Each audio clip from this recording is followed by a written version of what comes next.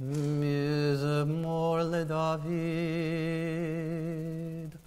אדוני ראוי לו אכסר. מנהות שירביצני, על מי מנוחות ינהלני. נפשי ישובב ינחני במעגלי צדק למען שמו. גם כי ילך בגיצה למוות, לא יירא רע, כי אתה עמדי. שבטך ומשענתך המה ינחמוני. תערוך לפני שולחן נגד צורריי, דשנת בשמן ראשי. נפשי רוויה, אך טוב החסד ירדפוני כל ימי חיי. ושבתי בבית אדוני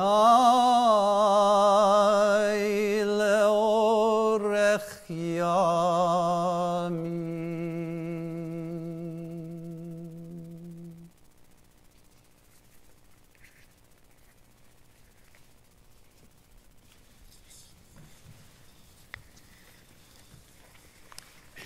At this time, we search for comfort in our sacred scriptures, and so I invite you to recite with me the words that Cantor Schwartz just chanted if you're familiar with Psalm 23.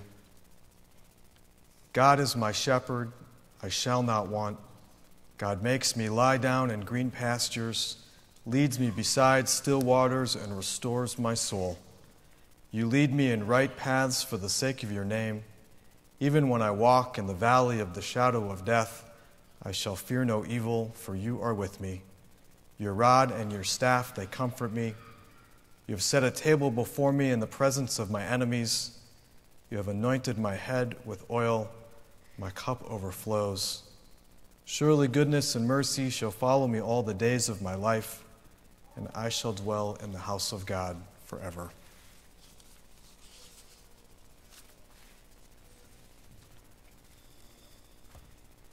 Praise to life, though it crumbled in like a tunnel on ones we knew and loved. Praise to life, though its windows blew shut on the breathing room of ones we knew and loved. Praise to life, the ones we knew and loved it badly, too well, and not enough. Praise to life, though it tightened like a knot on the hearts of ones we thought we knew loved us.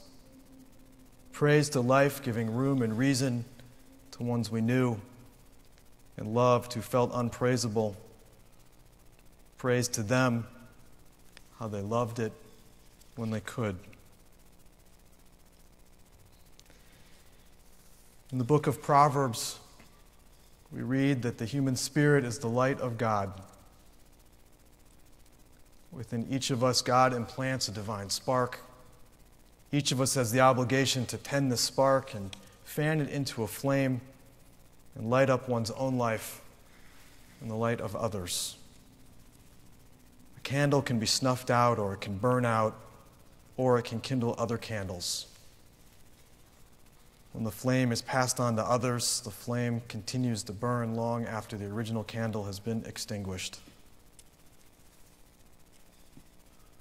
Rachel's light was bright. She kindled many candles. We are here to remember her and to remember her light.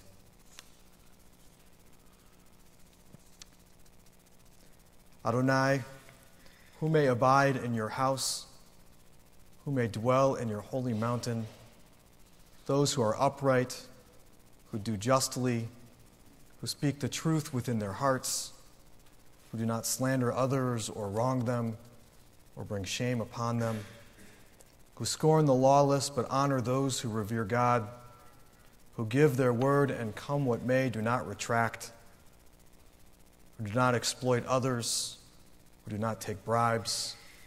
Those who live in this way shall never be shaken. I'm going to invite now to the bima family friend, Donna Filippo, who is going to share a poem.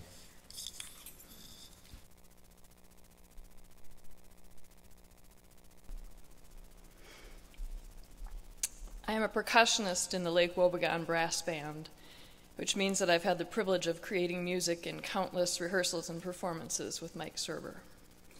We in the band pride ourselves in not just being a music ensemble, but also in being a family. And many of you in this place are part of that extended musical family that the Serbers have composed over the years. This means, of course, that we share both the joys and the sorrows of life. Therefore, we have been there when Mike would come in glowing with pride as he relayed stories of Rachel's latest musical accomplishments.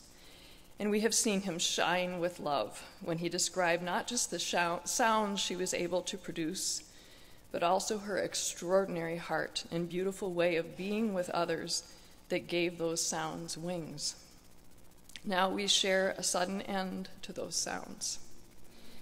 Music can be so many things. It can be a goal, a challenge, and even a difficult pressure. But ultimately, it can be the voice that speaks when words fail us, the nourishment that can fill us when we feel empty, and the embrace that can remind us that we are not alone. From Mike and Julie's reflections, Rachel understood and experienced all of those musical movements. And today we are left mourning the painful fact that her symphony was unfinished.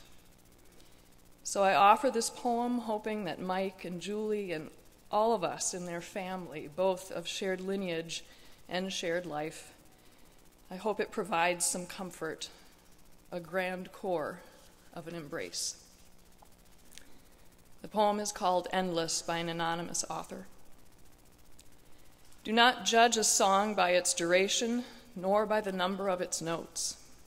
Judge it by the richness of its contents. Sometimes those unfinished are among the most meaningful. Do not judge a song by its duration, nor by the number of its notes. Judge it by the way it touches and lifts the soul. Sometimes those unfinished are among the most beautiful. And when something has enriched your life, and when its melody lingers on your heart, is it unfinished or is it endless?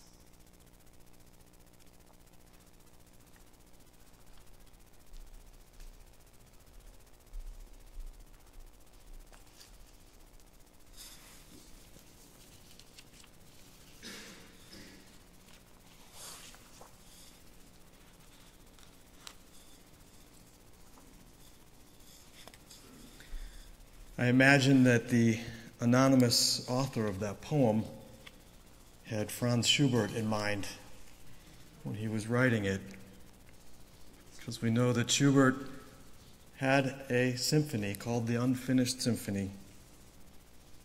And though he did not have the privilege of finishing it, the entire world is richer in that we possess this wonderful piece of music, even though it breaks off incomplete. It is still a masterpiece. Rachel is, for those gathered here today, that very unfinished symphony.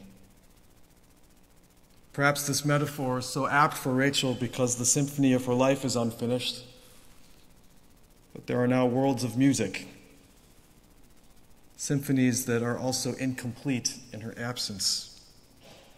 We wish we could have the rest of it. We wish we could have the rest of her. But the part we had was indeed a blessing for the world. There are no adequate words with which to mitigate the pain or to console the inconsolable.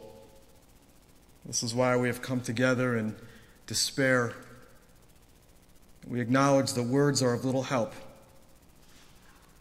Perhaps our just being here expresses a sentiment that goes beyond words.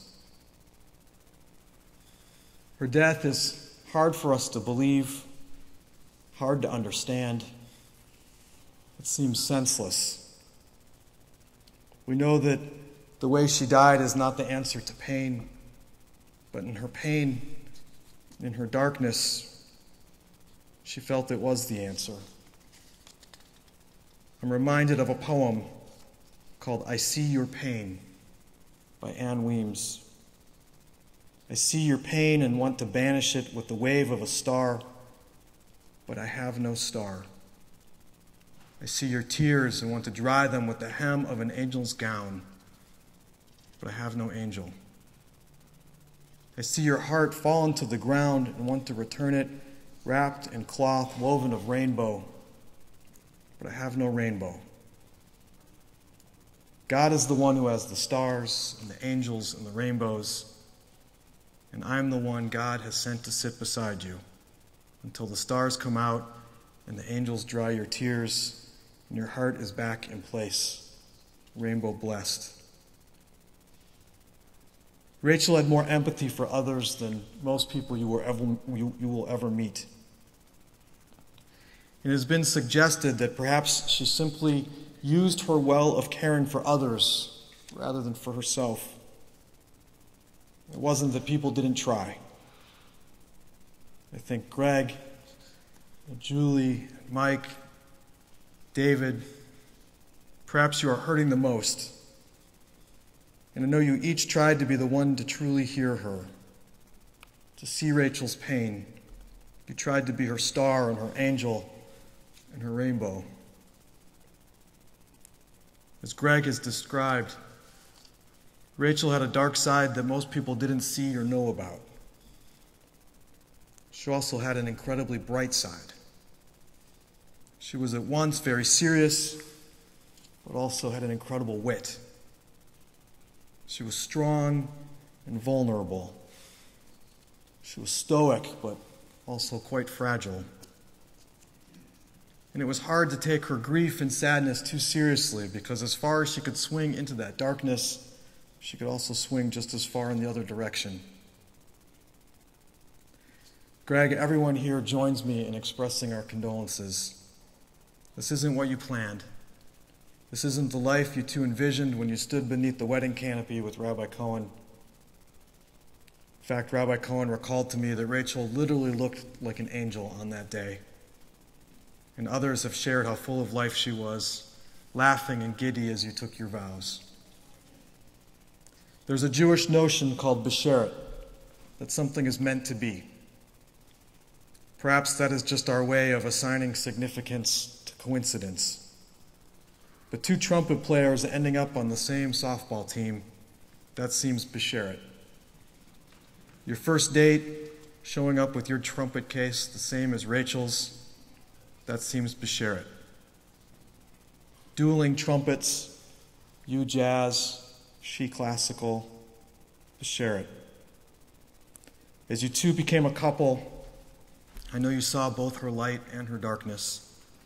I know you wanted to be the one to help her, to be her angel and her rainbow. Whether it feels that way today or not, you were those things for her. You just didn't have enough time together. But no one denies the blessings that came from those years you journeyed as a couple. Mike and Julie, there are no words to describe what you two must be feeling. This isn't how it's supposed to go. And as Julie said yesterday, the world will never be the same. It indeed cannot be. Rachel had an uncanny knack for connecting to others. From the moment she was born, people were the center of her universe. The nurses had to keep bringing her back to the nursery to Julie because Rachel wasn't having it, being separated. She wanted to be near Mom. And for months afterwards, Julie carried her around everywhere, doing laundry, cooking. Rachel refused to be left alone. She was a fun baby. At 6 months old, she entertained her doctor by flipping over and flashing her smile. She was gregarious and bright. She sang in the children's choir here at Beit Shalom, and she sang so loud, older brother David was a bit embarrassed. She sang louder than all of the other kids. She had something that she wanted to share. She loved David. Her first words were, "Day, day." David, you too have suffered a terrible loss. At her baby naming, it was already clear that Rachel was born with qualities that reminded everyone of her grandfather, Jacob Serber. Rachel embodied so much of him. She looked like him. She had his warmth and his red hair. Throughout her whole life, when something amused Rachel, all the corners of her face lit up. As Daryl, her father-in-law, remarked yesterday, sadly, sometimes the brightest stars are extinguished the most quickly. Rachel was social from the beginning. Wherever she would go, she would find another little girl to play with. She attracted people to her throughout her entire life. As a professor from Northwestern noted, there was a light in her that she conveyed to whomever she was speaking with. She opened up to others easily. Greg joked that he was going to make a t-shirt for her that said, "I'm an overshare bear." She had a magnetism about her that drew others in. Her openness and directness invited others to open up in her presence, to confide in her. Just recently, on their vacation cruise to Alaska, Greg recalls that having just met some folks in the bar, Rachel helped a young medical student who was struggling decide between two specialties. And she essentially served as a marriage counselor to another young man about to be married. That was who Rachel was. She got turned on to casually study psychology by Greg, and she got really into it. And she developed a lot of knowledge and skills. It was like she was a magic mirror for others. She could translate other people's tone of voice and read their body language. Rachel saw people's souls. And it can be both a blessing and a curse. Perhaps it was a blessing for others and a curse for her. Rachel would have made an excellent therapist or counselor. It might come as a surprise to many, but Rachel's family knows that music probably was not her true calling. She loved music, but she didn't love being a performer or being the center of attention in any way. She never wanted to be singled out or perceived as a prima donna. That wasn't who she was. She hated auditioning. She didn't see the point in it. Her music was so special and unique. Rachel was highly educated, but she didn't really care about technique. Her talent and her sound came from her ability to channel her passion and vulnerability through her instrument. She loved the symphony because she could join together with others who had the same goal in creating something special. She wore her emotions on her sleeve, and she channeled them through her horn. She loved to play. She hated to perform. Rachel had super high expectations of herself.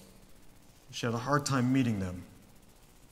She didn't or couldn't believe that she was as good as others told her she was. But she was that good. Just look at the list of projects she's created and participated in. The University of Virginia just awarded her a 3-year extension as associate professor. She was that good. Rachel was generous and kind and welcoming to all people. She was not materialistic in the least bit. She was authentic and left no doubt about how she felt about something. She was unassuming and never looked down on anyone. And she was always this way. In junior high, I'm told that she organized a committee that went around and helped solve other kids' problems. And she was a great athlete. Most recently, a runner. She started running alongside Greg, and over time, she overtook him. With an 8-minute mile, she often left him behind. Not too long ago, she completed a half marathon. When she was younger, she played baseball. She played baseball when most girls were playing softball. While she hadn't been allowed to play on the boys' baseball team at home, she went away to a baseball camp in Arizona. She was so good that the Pittsburgh Pirates manager told Julie that if Rachel wasn't allowed to play on the boys' team, that they should sue. Rachel was a catcher, and her greatest moment was perhaps catching a ball at home plate thrown from the outfield and tagging out a guy running from third, who she blocked so hard he went flying. The whole park went crazy. Rachel could be playful and fearless. She was always up for an adventure. Last year at a family wedding in Louisville, no one would do the zip line with Aunt Jane. Rachel didn't hesitate. She loved dogs and puppies. She couldn't pass one by in the street without stopping and saying, "Hi, puppy." And Julie bought her a puppy calendar every year. Her sense of humor was part of her light. She often joked that she was Julia Roberts' double. And when she put Julia's photo up as her profile picture on Facebook, few people even noticed that it wasn't actually her. Though lately she was getting a lot of comments that she looked more like Anne Hathaway. Rachel's playfulness was her gift to others. Just last month, when she and Greg were out west, she danced with her niece Tessa. Tessa taught her some current hip dance moves, and in turn, Rachel taught her how to do the Macarena. She was quick-witted and intense, and Greg brought out her playfulness. He always made her laugh. He grounded her, and they balanced each other out. They just needed more time. She was also intensely creative. Perhaps this was most obvious in her teaching. She could create the most creative programs for her students. She could expand anyone's thinking. She loved being around family. She especially loved her first cousins. She would break her neck to be anywhere in the world if there was something to experience with them or to celebrate. No matter where she was the outreach person. She always became the welcoming crew. At Northwestern, she was part of the outreach committee organizing parties to welcome new students to campus. Her sense of welcome and her ability to create community was clear during a conference that she recently attended in LA. She told Greg that at night, her room became the gathering point for other faculty.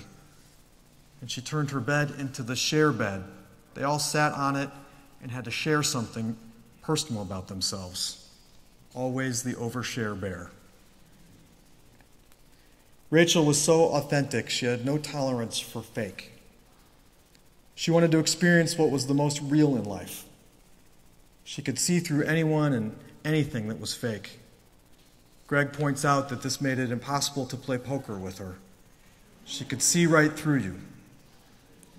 Rachel wanted to experience life in the most real way. She always cut to the heart of the matter. She demanded real conversations, real relationships, real experiences. That was her light. Sadly, in her dark moments, she stopped being able to see her light. She no longer could feel that she was being heard. She was in a lot of pain. It was hard for others to see it. Rachel leaves behind so many who loved her. Just look at this crowd that has gathered today. She validated everyone's existence and importance. She's going to be missed like no other. I want to end with another poem written by Deborah Green, who also experienced a tragic loss in her family. Help us to remember her in life, not to let her be defined by her death. It will not be easy to find the joy amidst such great sorrow, the laughter amidst so many tears, the love amidst such loss. We pray that you will remind us of the good. We pray that we will have the clarity to see it when you do. Time does not heal all wounds, this we know. She is gone and we are here. She left us with so many questions and we'll never know all of the answers. She loved us, we loved her, but it was not enough to save her. And we must learn to live with that. Help us to remember, to remind ourselves that we loved her with all that we had. We did the very best that we could with what we knew. We did not fully understand the depth of her pain, though we tried. We did not fully understand her shame, though we tried. We did not fully understand her sadness, though we tried. We simply did not fully understand the illness that caused her unbearable suffering. Oh, how her soul must have hurt. We pray that she is at peace now. We pray that she is no longer suffering. We pray that we too will find peace in time, that our suffering will lessen, that healing will take hold. Our world, our lives, our souls, our hearts, our family is left with fragments, like the tablets that Moses threw upon the ground. The broken pieces are now a part of us. Help us to honor the fragments, holding them in the tabernacle of our hearts, just as the Hebrew people carried the shattered tablets with them on their journey toward the promised land. They are a part of our story now, a sacred and sad reminder of what was and what will never be. Adonai, our God, like a mosaic comprised of broken glass, help us to rebuild ourselves, to rebuild our souls bit by bit, shard by shard, broken piece by broken piece. Be with us. Accompany and carry us through the valley of grief. Stay with us. Help us to find new wholeness. Help us to find peace. Help us to tell our story, because in the telling of our story, we honor her. We honor her life and all that she was to us. May Rachel rest in peace. Amen. Let's take a few moments of silent prayer and reflection to remember Rachel, each in our own way.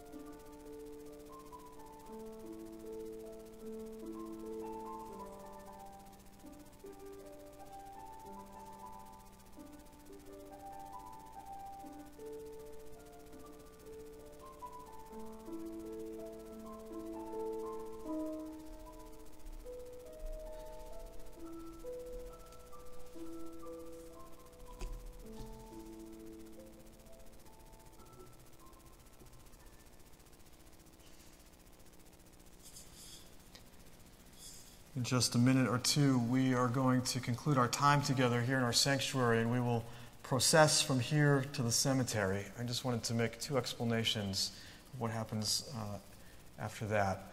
The first is that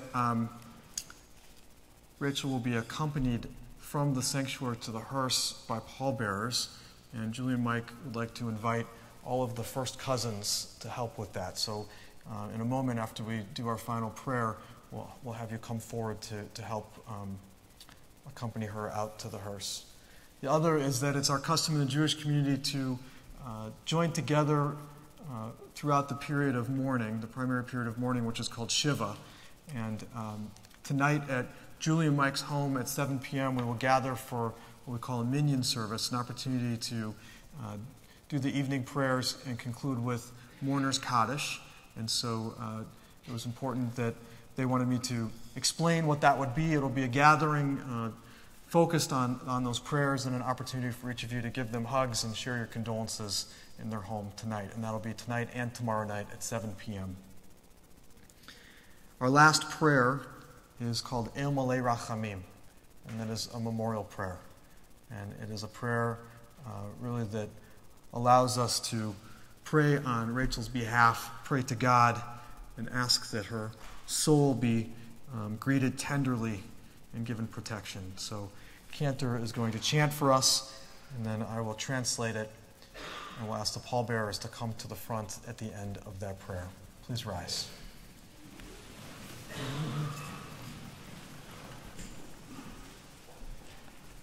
El Malei Rachamim Shochen Bameromim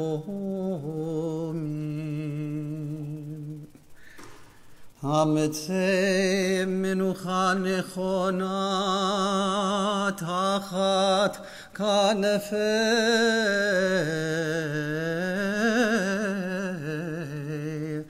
Hashchina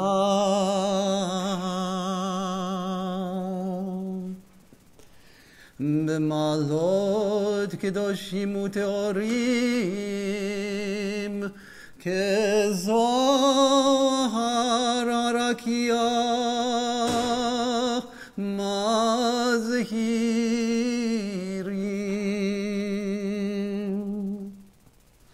Et Nishmat Rachel Lea Bat Ber Yehudit שהלכה לעולמה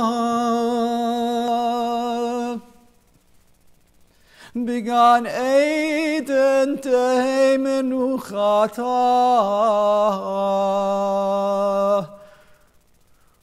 הנבל הרחמים הסתיריה בסתר כנפיך לעולמים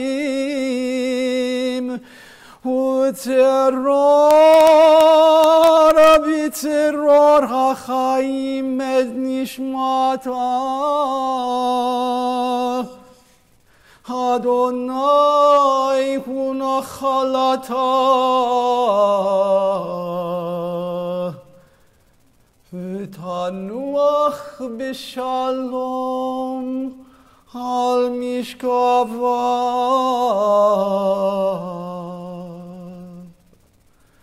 ונאמר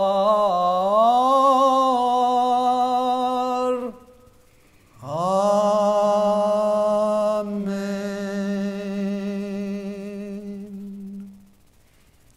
Compassionate God, eternal Spirit of the universe, grant perfect rest in your sheltering presence to Rachel, who has entered eternity. O God of mercy, let her find refuge in your eternal presence. Let her soul be bound up in the bond of everlasting life. God is her inheritance. May she rest in peace. And let us say, Amen. Amen. Ask the first cousins to come forward.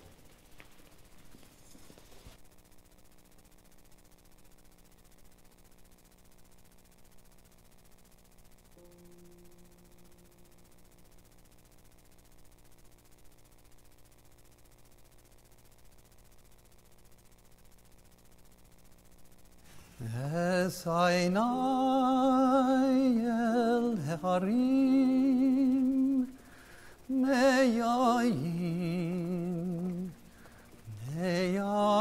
יבוא עזרי מעם אדוני עושה שמיים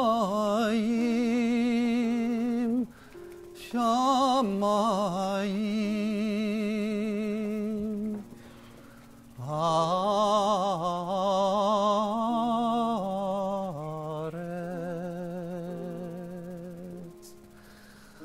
al yiten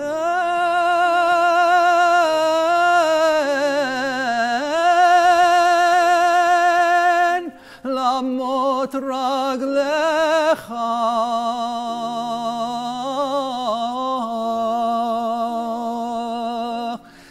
al yanum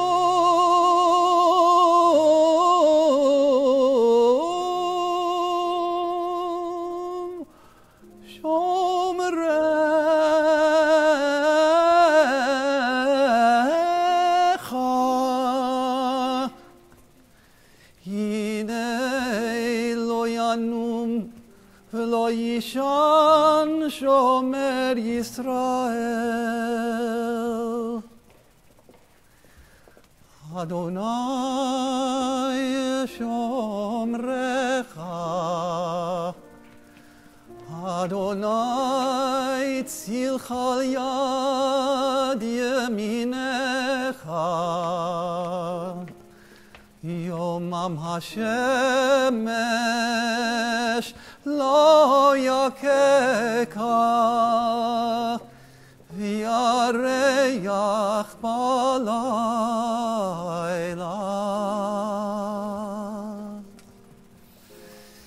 Adonai yishmorcha mikol ra, yishmor et nafshecha. Adonai yishmor tzeitecha uvoecha. Me'ata